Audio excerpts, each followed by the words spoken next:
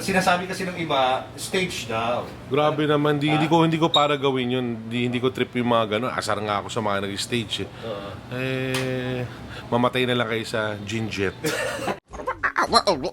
Julius Babaw Unplugged. Julius Babaw. Julius Babaw Unplugged. Julius Babaw Unplugged. Hi guys! Welcome to Julius Bubble Unplugged! Balik tayo dito sa Secret Fresh dahil meron na naman tayo yung mga cards na i-feature ngayon. And guys, eto na yung pinaka expensive na card na na-auction lately. Meron sila rito itong Jordan Fleer Rookie Card. Guys, yung in-auction noon is ang 10 ang rating noon. Iba yun. Oo, iba yun. Ito nandito, 8.5. Alamin natin kung magkano to. Saka ano ba yung mga special features nitong card na to? Considered na rookie card ni Michael Jordan. It's not actually his rookie year. Kaya lang, it was his first card na licensed ng NBA. So, it was released in 1986. This one is graded BGS 8.5. What does that mean? So, it means that because there are a lot of grading companies and this one was graded by Beckett. They usually come out with the subgrades. So, the focus is on these four: centering, edges, corners, and surface. So 1 to 10 yung grading. Okay. And then, when you average it out, you get the final grade. So, an 8.5 means it's near mint to mint. Sells really well. I mean, the BGS 9.5, I remember sold $170K. 1 month before the PSA 10 got sold, around that. So, PSA is really the go-to for cards, if it's for slabs. It's PSA and then BGS. So that's the highest in history, no? Diba? No, there's The a... highest one right now, I think the highest Luka. single transaction is the Luka Doncic na 1 of 1. That sold for 4.7 million. 4.6. Wow! $4.6 million. One of one, ha? One of It's only one of its logo kind. man, rookie patch autograph. Oh. Yeah. So going back, ito naman, magkano naman to? Magkano This one's being appraised sold value for niya? 1.2 million. Malayo dun sa price ng Yes. na auction. But actually, it's really supply and demand. If there's a buyer willing to, let's say, there's a buyer willing to pay for 1.2 million, then you can sell it for 1.2 million. Also, the population of a PSA 10 is very little for that card. I think it's around for sure less than around 50 or less. Maybe for sure less because PSA 10 is really expensive. And a lot of them aren't being sold because usually the people who have them are the collectors. So people really high demand, low supply. So if you have a PSA 10, that's guaranteed na sobrang taas ng price. Depends on the player. Depends on the player also. Depends on the card as Kung well. Jordan, for example. Jordan, yan, oh. ganyan. Jordan, of course. Because Jordan's cards are made long time ago, so the condition of those are usually bad. You could see PSA 1s, PSA 2s. It happens. But then getting it in a 10 is just crazy. Really, really hard to get. Newer cards are easier to get then. So these are some newer cards. And so some newer cards also there. Sige, ano pa ibang mga cards natin dito? So we have some Luka Doncic na RPAs. O yan, Luka rin yan. LeBron na RCs. Steph Curry RCs. And then some mga Tatum. And we also have some common cards here. Pero itong nasa table natin, yan ang mga those. most expensive. Well, for me kasi, if you really want to go into investing in NBA cards, there's, there are two ways talaga. There's the surefire kikita ka talaga, which is you invest on the blue chips. So that's LeBron, Jordan. Right now, Luka's on the rise. And then also Kobe's getting momentum, gaining momentum in the past 2 years. But you can also do speculation. That's when you go investing in rookies mostly. So I think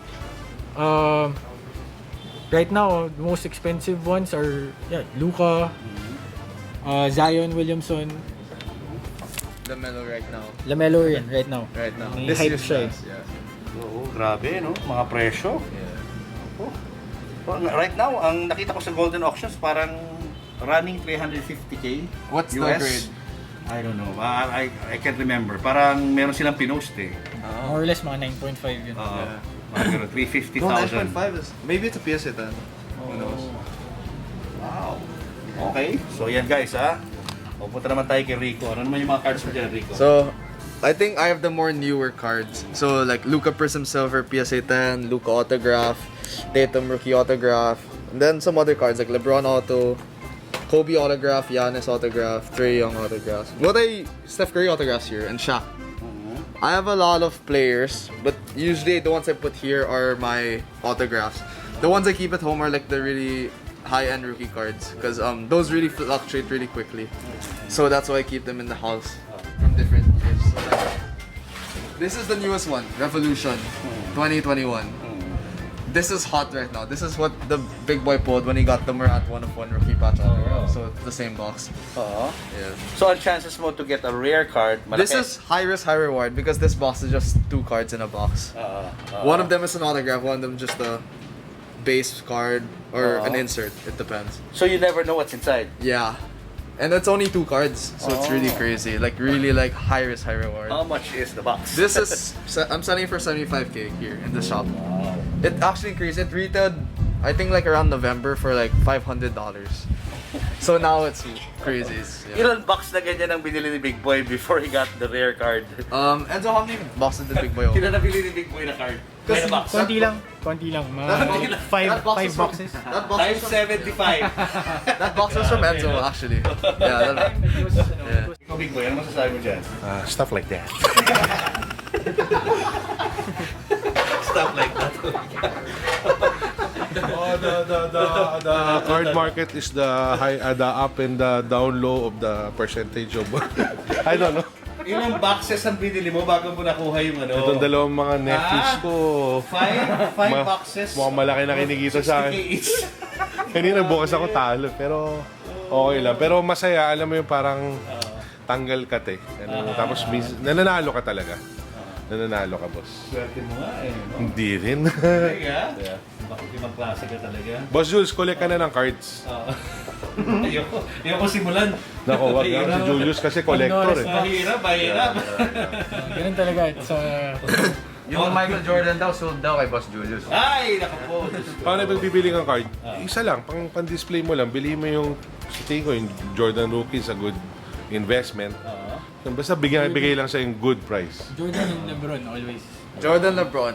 I'd say Kobe, but No. Luka, I love very Luka. high risk pa kasi Very- very early in his career. Pero Jordan, LeBron, Jordan, Hindi na LeBron, bababa. Kobe are the safest. So you mean to say, tataas ba yung value niyan? Yung Yeah. Jordan na yun? Yes. Julius, di ba si Luka? Ito si Lukohol. Lukohol Doncic. Lukohol.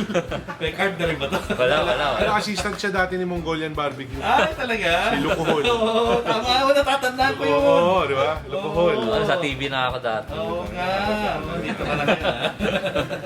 But anong pipiliin mo dyan, Vix? Ito talaga definitely kasi ito yung kinalakihan ko. Ito dati $900 lang sa mga Beckett magazine. Ito yung pinakamahal dati.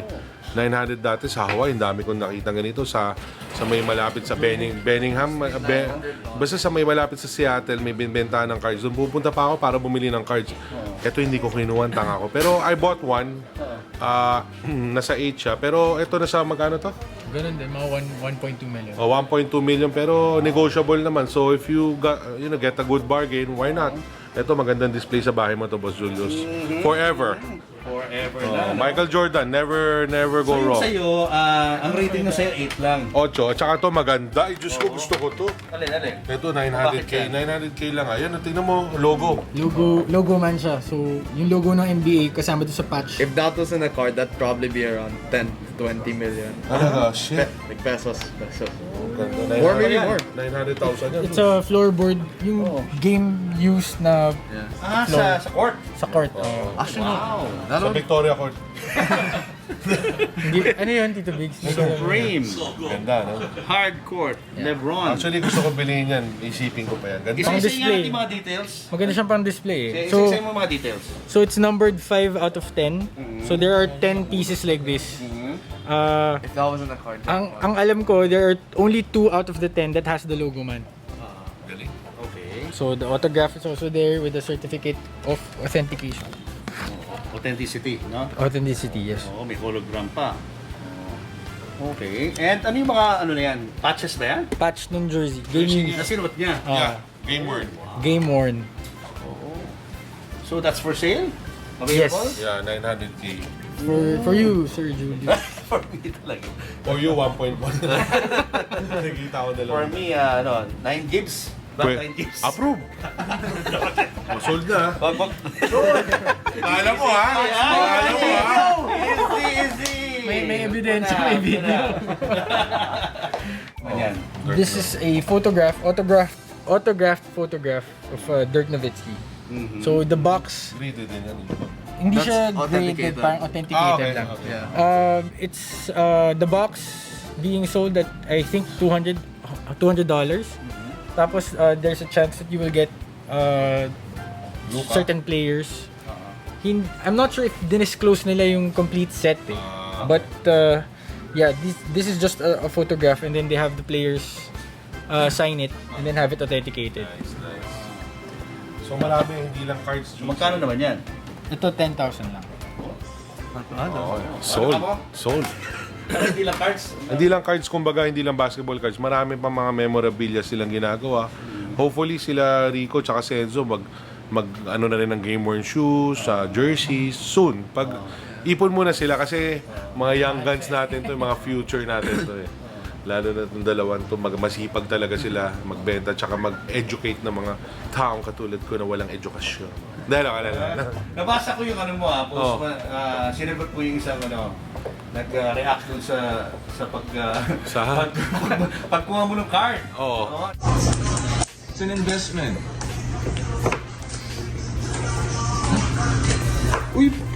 One of one. It's over! Tangina! Magkano? Tapos na to! Yun na yun, bawi na lang! Grabe. Yeah, one of one! Ayun, $250,000. Guys, Sobra to, million to! Magkano to? Million! Patingin. Nanginginig. One of one! One of one! Shit! Okay, thank you guys, I love you all! Sinasabi kasi ng iba, stage daw. Grabe naman, hindi ko para gawin yun. Hindi ko trip yung mga gano'n. Asar nga ako sa mga nag-stage mamatay na lang kayo sa Ginjet. Ano siya, di ba? Ito na. Siya? Siya yung nanginginig dun eh. Oo, ako wala. Cool lang ako eh. Hindi ko na maalam na bunot ko eh. Mahirap kasi yung stage yun dahil the card is 1 of 1. Sana kung it was like out of 5 or out of 10 where you can get multiple copies. And Hindi then ganun talaga rito. insert. Maraming mga, alam mo na. Or if yung it's mga not numbered. Yeah. If it's not numbered. Alamang. Ikaw ka lang ah. Pwede naman sila pumunta dito, Tito Biggs. We'll educate them. Swerte lang talaga, no? Swerte lang. Pero yung chances mo to get that kind of card, Is one in a million siguro. One in a million. One and one. swerte sa chicks. Ay, wow. Swerte pa sa cards! Nagtumigil na ako mag-chicks, Boss Julius. Ano na ako ngayon? Nagbago na ako. Doon na ako sa kampo ni Alan. Ano yun? Hindi, kampo ni Lolo Swagi. Kumbaga, stay single forever. Gano'n? Oo naman, iba talaga si Lolo Swagi, ha? Just looking and watching. Yeah! What about Pokemon cards? You have them ba? I have Pokemon boxes here. So I have in Japanese. These are all in Japanese. My Shining Fates in English sold like a week ago. Bakit napaka-hype yun ngayon? I'd say it's because of Logan Paul. Because Logan Paul was the one who really like sparked Pokemon. Like he'd open like the most expensive boxes from Golden, like all like the first edition Pokemons. Like him getting like a first edition Charizard. He bought the PSA 10 first edition Charizard from some really known seller. I forgot his name, but that seller is like I think the biggest collector of Pokemon cards. So he featured it on YouTube and his channel, and I guess that's how it got traction for Pokemon. Yeah. So if you were to invest, I want. NBA or Pokemon? I love NBA. NBA is my life. So if it were me, I'd choose NBA. But I can see why people like Pokemon also, because everyone grew up with Pokemon as a child. And in a joking way, people say Pokemon can't get injured. NBA players could. So to each their own. Oh guys, tips naman sa mga collectors, ano may advice ninyo? Sige. I'd say if it were me, collect or buy players you enjoy watching, because if you're trying to see this as an investment, it's not gonna go anywhere, because what if the card goes down? You're gonna panic and sell the card. So if it were me, collect players you love or enjoy watching, because along with like the investment side of it, you'll also be able to enjoy the cards aspect of it. So like the nostalgia of having a card, owning a card, it feels nice. That's why I suggest collecting players you really enjoy watching. So how do you know if a card is gonna go up? Anong mga dapat tandaan ng mga young collectors? Well, for me, a good indicator would always be the performance of the player. But it's not always applicable. Kasi there are some players who are performing nice or performing very well, but their cards are not really doing that well. Pero most of the time, it's actually, the generational talents, like LeBron. Now you have Luka and then Zion. Their cards are really in demand. But my advice would be for would-be collectors. My advice is, like in any other investment, you always have to diversify. So yes, you can collect the players you want, but you can also like build your portfolio by having multiple players, multiple kinds of cards. You can also go into Pokemon. Kaso wala talaga alam. But how much should your budget be if you're going to start up a collection? Well, the same with any other investment. That you should always work within your limits. Don't Syempre. invest all your money. Don't invest all your money. Maybe invest a percentage of what you feel like you could spend. Yeah. After all, this is just something we both really love doing. So it's more like it's a hobby in a sense, but luckily it was able to become a business right now because cards are booming. Like not even just basketball cards, like football cards, Pokemon cards. Like even like if you want to go Magic, I know Magic is starting to pick up a bit. So it's pretty good once in a while to see all these like crazy cards just going up. Like to put into perspective, this card, its cheapest value, the PSA 10. I remember you could buy it around like 20 to 30k when it like first released. Now this is around 500k. Yeah. In how many years? 2 years. This was 2018 December. This released 2018 December. So 2 years lang yun. yeah, around that. 2 years, naging 500 agad. From Just 20K. imagine the one that sold for $4.6 million. Yeah. Yung box niya, when it came out, I think it was around maybe 300,000 pesos yung isang box. But then you can get a card worth $4.6 million dollars. Yeah, that's really high risk, high reward. Pero you never know, di ba? Parang, Yeah. di ba, who would know na from 20k magiging 500? Did you know when you bought this? Yun nga. I feel a big reason why cards are doing well right now is because of the pandemic. While everyone's at home, so everyone just wants to like do something while they're at home, and I guess cards is one way they could do that.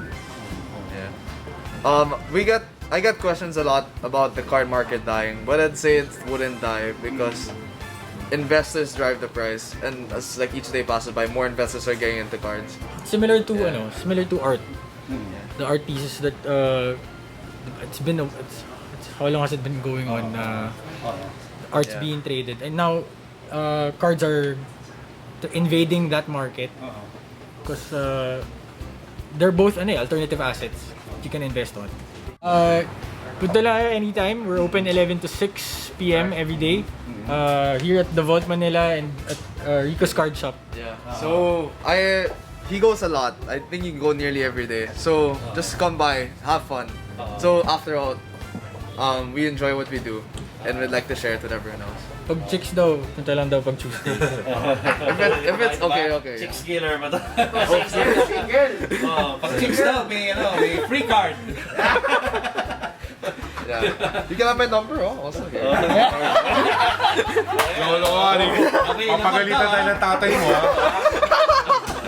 available, ha, Vince, ha? All kayo. Ba't tinrain mo to, ha? Ha? Tinrain mo yata. Hindi, mamamababay itong mga batang to, hindi to katulad natin. Kaya, I'm happy.